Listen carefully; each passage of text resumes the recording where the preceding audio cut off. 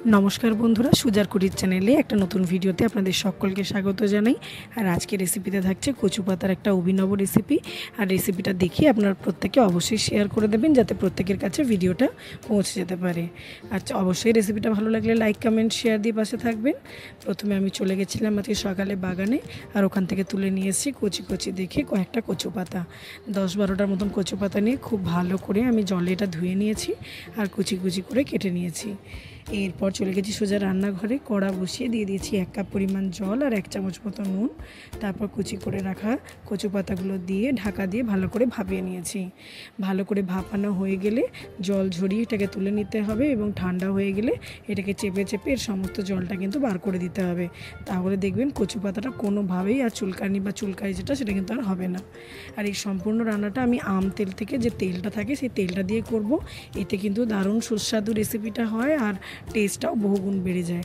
আপনাদের কাছে যদি আম তেল না থাকে নর্মাল তেলে কিন্তু করতে পারেন, কোনো অসুবিধা নেই। এরপর কড়াইতে ওই আম তেলটা দিয়ে আমি এখানে দিয়ে দিয়েছি 100 গ্রাম মতন ভালো করে পরিষ্কার করে রাখা চিংড়ি মাছ, আর একটু নুন হলুদ দিয়ে চিংড়ি মাছটা আমি ভালো করে ভেজে নিয়েছি। চিংড়ি মাছটা ভাজা হয়ে গেলে এর মধ্যে আমি অ্যাড করেছি 5টা কাঁচা লঙ্কা, 4-5টা শুকনো লঙ্কা আর 10-12 কোয়া রসুন।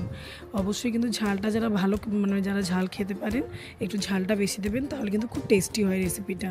আর যারা ঝাল কম খান তারা কিন্তু লঙ্কাটা কম বেশি অ্যাডজাস্ট করে দিতে পারেন, কোনো অসুবিধা নেই।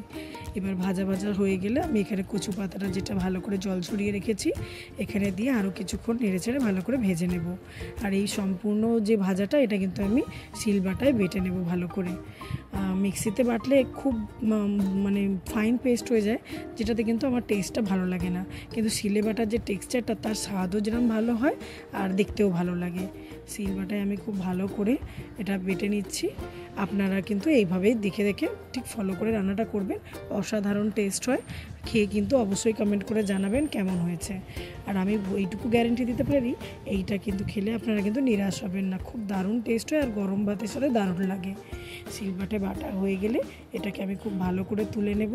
আর তুলে নিয়ে এখন আমি চলে যাব আবার কড়াইয়ে, এটাকে একটু হালকা করে গরম তেলে নেড়ে নেব।